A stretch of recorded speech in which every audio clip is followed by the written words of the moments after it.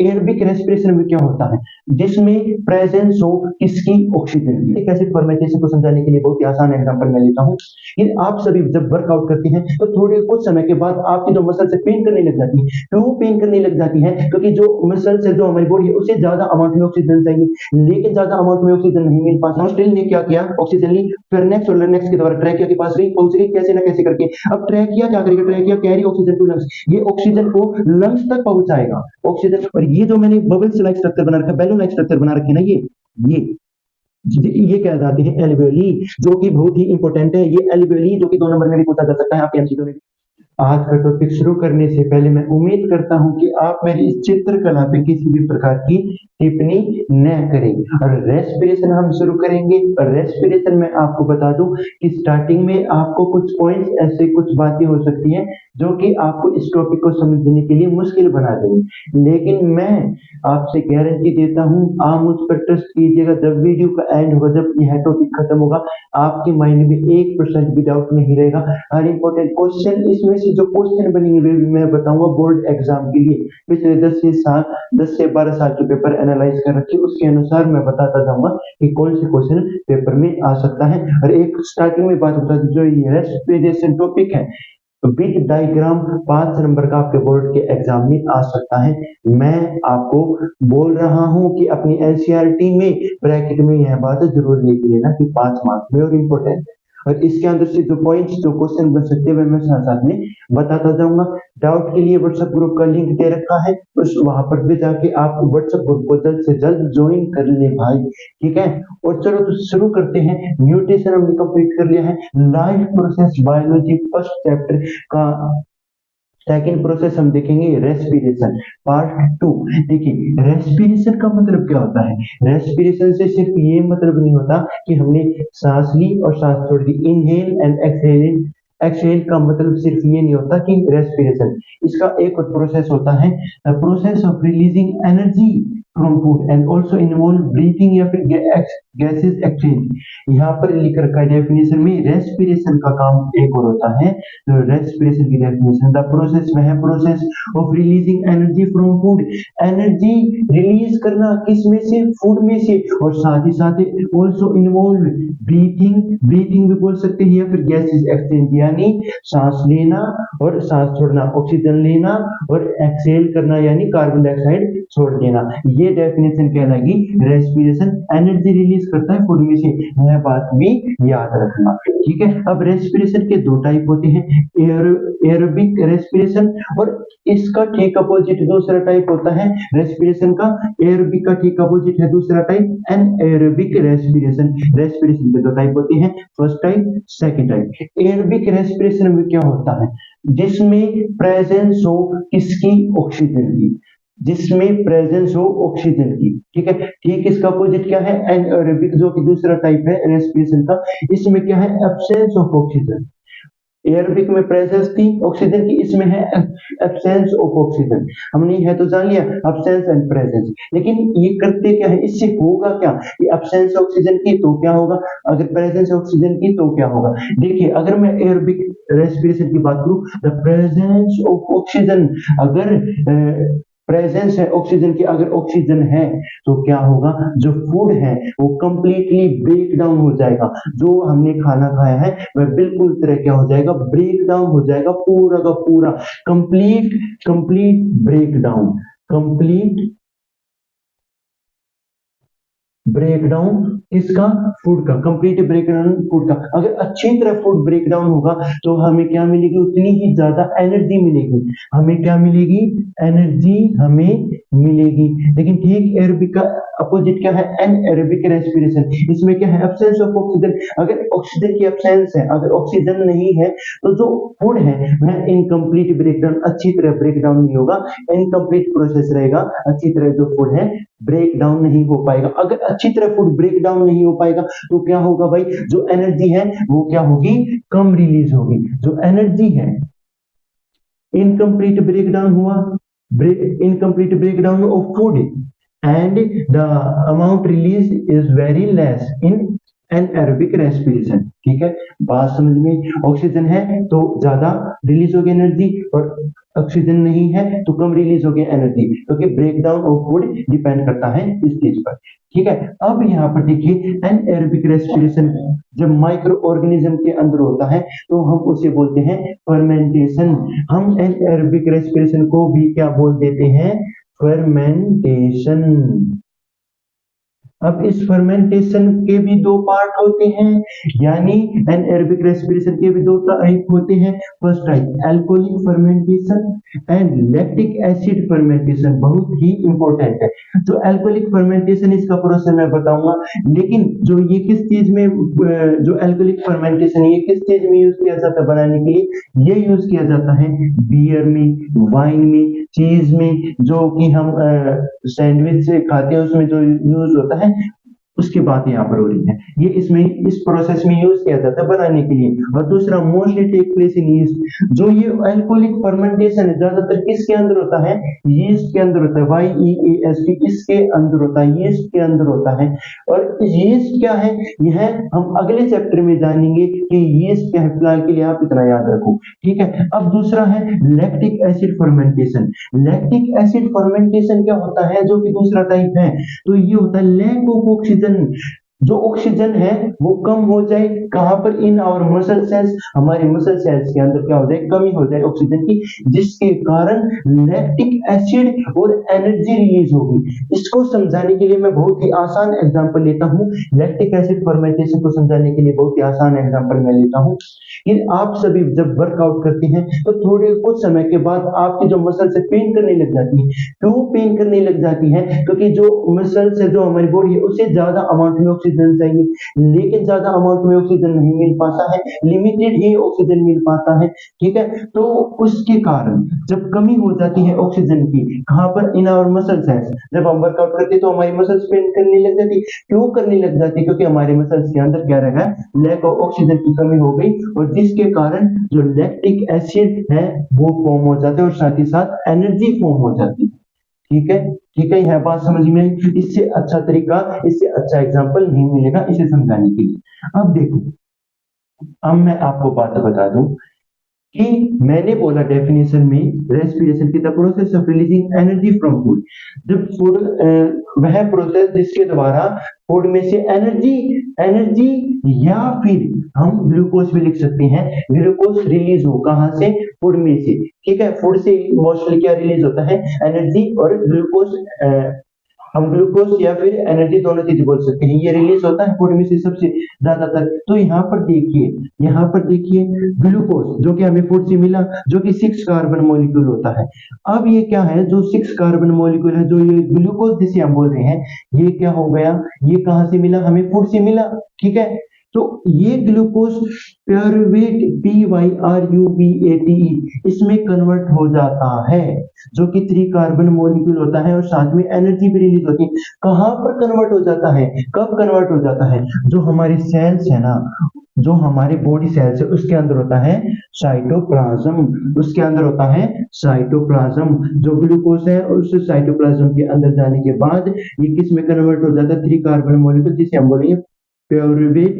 ठीक है, इसमें यह ग्लूकोज प्यूरवेट में कन्वर्ट हो गया, जो कि 3 कार्बन मॉलिक्यूल है किसके अंदर? साइटोप्लाज्म के अंदर। किसके अंदर? साइटोप्लाज्म के अंदर। अब देखिए, अब इसके 3 रास्ते हैं। अब प्यूरवेट के 3 पाथ हैं, 3 रास्ते हैं कि किस किस प्रकार रेस्पिरेशन हो सकता है। There are 3 ways how respiration take place. 3 रास्ते हैं रेस्पिरेशन के। पहले रास्ते को हम समझते हैं यहाँ से। देखिए, प्यूरेट है वो क्या बना सकता है? कार्बन डाइऑक्साइड बना सकता है, वाटर बना सकता है, एनर्जी बना सकता है। कब बना सकता है भाई? कब बना सकता है? किसकी प्रेजेंस में? सबसे पहले ऑक्सीजन की प्रेजेंस में। प्यूरवेट है जो कि 3 कार्बन मॉलिक्यूल है, वह क्या बना देगा? कार्बन डाइऑक्साइड, वाटर और एनर्जी किसके अंदर बना देगा? कहां पर? माइटोकॉन्ड्रिया, जो कि किसके अंदर होता है? सेल के अंदर। इसके अंदर देखिए, साइटोप्लाज्म से में क्या हो गया? ग्लूकोज पायरुवेट में कन्वर्ट हो गया, और जब ये साइटोप्लाज्म के बाद कहां पे गया?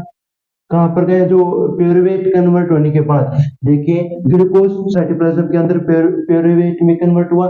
फिर क्या हुआ, जब ये आगे जाता है किसमें, माइटोकॉन्ड्रिया में, किसकी प्रेजेंस में, किसकी प्रेजेंस में, ऑक्सीजन की प्रेजेंस में, प्यूरुवेट ऑक्सीजन की प्रेजेंस में माइटोकॉन्ड्रिया के अंदर कार्बन डाइऑक्साइड वाटर एनर्जी बना लेता है। ठीक है, और यहाँ पर देखिए, अब यहाँ पर देखिए दूसरी बात हम यहाँ पर देखते हैं। अब ये था पहला रास्ता, ये था फर्स्ट वे। अब सेकंड वे हम देखते हैं, lack of oxygen in our muscle cells. मैंने यहाँ पर ये बात बताई थी, डिट्टो का डिट्टो यही पॉइंट, लैक्टिक एसिड फर्मेंटेशन यहीं पर एक्सप्लेन कर रखा है। जो प्यूरुवेट है वो कन्वर्ट हो जाता है किसमें, लैक्टिक एसिड में और एनर्जी में। कब, जब लैक ऑफ ऑक्सीजन की कमी हो जाए, कहाँ पर, हमारे मसल सेल्स के अंदर, जो कि मैंने बात यहाँ पर बताई। ठीक है, अब तीसरा रास्ता हम देखते हैं, तीसरा वे क्या है, तीसरा जो रास्ता वे क्या है, तीसरा, जब एब्सेंस हो ऑक्सीजन की, जब एब्सेंस हो ऑक्सीजन की, ठीक है, तो क्या बनाएगा, जो प्यूरेट है ऑक्सीजन की एब्सेंस में इथेनॉल और कार्बन डाइऑक्साइड और एनर्जी रिलीज करेगा ऑक्सीजन की एब्सेंस में। ठीक है, कहां पर, इन यीस्ट, जो कि मैंने बताया है ज्यादातर ये किस में होता है, यीस्ट में होता है, जो कि हम अगले चैप्टर में पढ़ेंगे। तो ये थे, ग्लूकोज किस में बढ़ जाता है, सबसे पहले प्यूरुवेट में, फिर इसके तीन वे हो सकते हैं, रेस्पिरेशन के तीन रास्ते हो सकते हैं, तीन पाथ हो सकते हैं, ऑक्सीजन की प्रेजेंस में, ऑक्सीजन की कमी में, और ऑक्सीजन ना हो जब। ठीक है, किसमें, यीस्ट में, इन आवर मसल सेल्स में, इन माइटोकॉन्ड्रिया में। अब यहाँ पर मैंने एक चीज लिख रखी है, एटीपी, जो एनर्जी है 38 एटीपी, बहुत ही अधिक मात्रा में क्या होगी, एनर्जी रिलीज होगी। यहाँ पर बहुत ही कम मात्रा में एनर्जी रिलीज हो रही है। मैंने यहाँ पर बताया था कि presence of oxygen complete breakdown होगा फूड, तो उतनी ज्यादा मात्रा में क्या होगी, एनर्जी रिलीज होगी। अगर जितनी ज्यादा मात्रा में एनर्जी रिलीज होगी, कब होगी, जब अच्छी तरह ऑक्सीजन की प्रेजेंस में फूड ब्रेकडाउन होगा। तो यहाँ पर ऑक्सीजन की भी प्रेजेंस थी और हमें एनर्जी भी उतनी ज्यादा मिली है। ठीक है, तो कितनी एनर्जी मिली, 38 एटीपी, ये एंडोसाइन ट्रीफॉस्फेट, इसकी फुल फॉर्म होती है, आपके एनसीईआरटी में भी दे रखी है, एंडोसाइन ट्रीफॉस्फेट, बहुत इंपॉर्टेंट है, एक नंबर का एमसीक्यू बन सकता है। एटीपी की फुल फॉर्म एंडोसाइन ट्रीफॉस्फेट। अब यहाँ पर देखिए, ये एटीपी है क्या, ये है एनर्जी की करेंसी, एनर्जी की जो करेंसी है, उसकी जो सेल्स एनर्जी की जो करेंसी है, उसे हम बोलते हैं एटीपी। जो एनर्जी है वे 38 एटीपी की फॉर्म में रिलीज हुई है। ठीक है, लैक ऑफ ऑक्सीजन, यहाँ पे 2 एटीपी एनर्जी रिलीज हुई है, यहाँ पे भी बहुत ही कम मात्रा में 2 या 3 एटीपी रिलीज हुई है। ठीक है, अब यहाँ पर देखते हैं कि मैंने ये सभी प्रोसेस बताते, रेस्पिरेशन क्या है क्या नहीं है, एटीपी क्या है, एग्जाम में क्या आ सकता है। अब मैं यहाँ पर बताऊंगा कि ह्यूमंस के अंदर रेस्पिरेशन कैसे होता है, ठीक है, और प्लांट्स के अंदर रेस्पिरेशन कैसे होता है। यह बात ह्यूमंस के अंदर कैसे हो सकता है और प्लांट्स के अंदर, जो कि जो रेस्पिरेशन इन प्लांट्स, जो कि 3 नंबर का क्वेश्चन बन सकता है, और यह 5 नंबर का क्वेश्चन बन सकता है, रेस्पिरेशन इन ह्यूमन बींग्स। देखिए यहाँ पर मैं अपना उदाहरण ले लेता हूँ। मैंने क्या लिया, ऑक्सीजन ली, कहां से ली, अपने नोज से ली। ठीक है, जिसे हम बोलेंगे नोस्ट्रिल। अब देखिए, ऑक्सीजन नाक से लेने से क्या होता है, जो प्रिवेंट फ्रॉम डस्ट पार्टिकल, जो हमारे ऑक्सीजन के साथ जो बाहर की एयर थी उसके साथ हमने नाक से सांस ली, साथ में जो बाहर जो डस्ट प्रेजेंट था वो हमारा जो नोज है, जो हमारा नाक है, उसे रोक लेता है, उन डस्ट पार्टिकल को यहीं पे नाक में जमा कर लेता है, अंदर नहीं जाने देता। ठीक है, ओके, तो नोस्ट्रिल का काम हुआ। अब नोस्ट्रिल से कहां पे जाएगी, ये जाएगी कहां पर, लंग्स के अंदर, फेफड़ों के अंदर। यहाँ पर देखिए, लंग्स के अंदर कैसे जाएगी, ये जाएगी फेर्नेक्स और लर्नेक्स के द्वारा। यह जो नोस्ट्रिल से जो नाक से सांस ली थी, फेर्नेक्स और लर्नेक्स के द्वारा ट्रेचिया में भेज दी गई। ट्रेचिया कहां पर है भाई, ट्रेचिया ये फेर्नेक्स है, यहाँ पर ये लर्नेक्स है। अपनी एनसीईआरटी में देखते रहे भाई, अपनी एनसीईआरटी साथ में खोले ताकि आप अच्छी तरह समझ पाए। ठीक है, और भाई यहाँ पर है, इन दोनों के बाद आता है ट्रेचिया। ट्रेचिया देखिए, कैरीज ऑक्सीजन टू लंग्स। देखिए, नोस्ट्रिल ने क्या किया, ऑक्सीजन ली, फेर्नेक्स और लर्नेक्स के द्वारा ट्रैकिया के पास गई, पहुंच गई कैसे ना कैसे करके। अब ट्रैकिया क्या करेगा, trachea carry oxygen to lungs, ये ऑक्सीजन को लंग्स तक पहुंचाएगा, ऑक्सीजन को कहां तक पहुंच जाएगा, ये लंग्स तक पहुंच जाएगा। ट्रैकिया लंग, यहाँ पर ट्रैकिया ये ऑक्सीजन को लंग्स तक पहुंच जाएगा। और जो ये लर्नेक्स है, देखिए लर्नेक्स ये हेल्प तो करते हैं ऑक्सीजन को पहुंचाने के लिए लंग्स में या ट्रैकिया में, तो वहां तक पहुंचाने के लिए। लेकिन दूसरा काम क्या करता है लर्नेक्स, जो कि नोस्ट्रिल नोस्ट्रिल लर्नेक्स LARYNX, ये वॉइस बॉक्स भी है। मैं बोल रहा हूँ ये साउंड कहाँ से रिलीज हो रही है, ये साउंड कहाँ से आ रही है, ये आ रही है वॉइस बॉक्स, जिसे हम बोलते हैं लर्नेक्स। ठीक है, ये लर्नेक्स जो मेरी आवाज है कहाँ से आ रही है, जब आप बोलते हो आवाज कहाँ से आती है, ये आती है वॉइस बॉक्स से, जो कि फिर नेक्स्ट से नीचे लर्नेक्स है उससे आवाज आती है, उसे हम वॉइस बॉक्स भी बोलते हैं। अब यहाँ पर देखिए ट्रैकिया के द्वारा लंग्स में अब ऑक्सीजन आ चुका है, ऑक्सीजन आ चुका है। अब यहाँ पर देखिए ऑक्सीजन के अंदर आती है तीन चीजें मिलेगी हमें, ब्रोंची, ब्रोंचियल्स, एल्वेली। एसआरटी डायग्राम खोल लीजिएगा भाई। ठीक है, देखिए यहाँ पर जो ये एरिया है, जो एरिया है, जो एरिया है, ये क्या कहलाएगा, ये कहलाएगा ब्रोंची।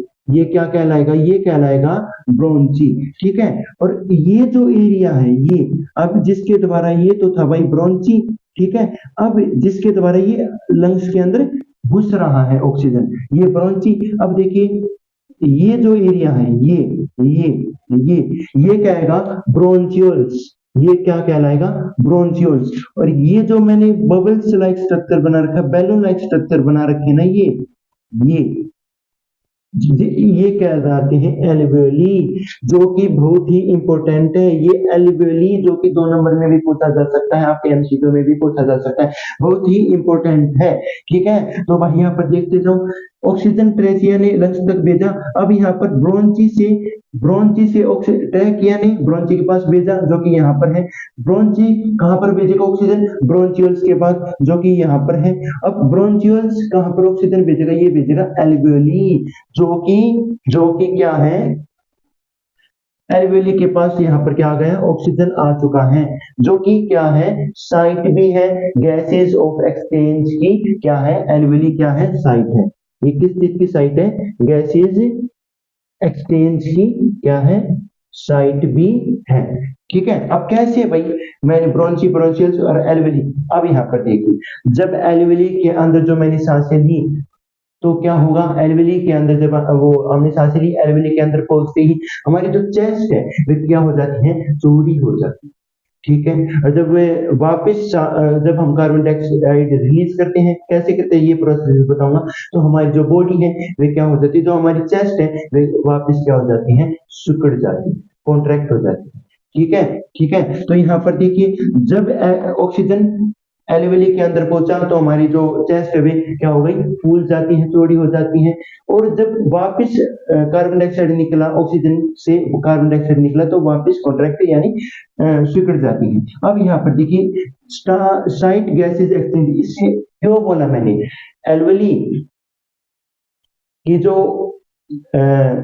वॉल्स हैं वे बिल्कुल क्या होती है, थिन होती है। एल्वेली की जो वॉल्स हैं, लिख लो ये पॉइंट साथ में, जो एल्वेली की वॉल्स है वे बिल्कुल थिन होती है। वहां से क्या होगा, वहां से जो ऑक्सीजन हमने लिया था वो हमारे ब्लड के अंदर चला जाएगा। ठीक है, ओके।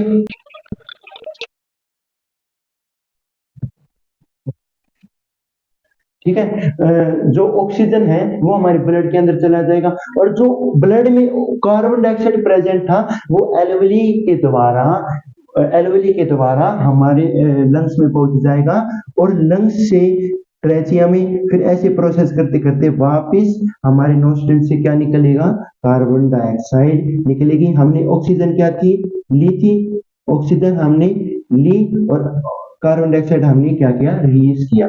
ठीक है, एल्वेली एक ऐसी साइट है जहाँ पे एक्सचेंज होती है गैसेस। एल्वेली जो एक बैलून लाइक स्ट्रक्चर होता है, एल्वेली एक बैलून लाइक स्ट्रक्चर होता है, ये पॉइंट भी लिख लेना,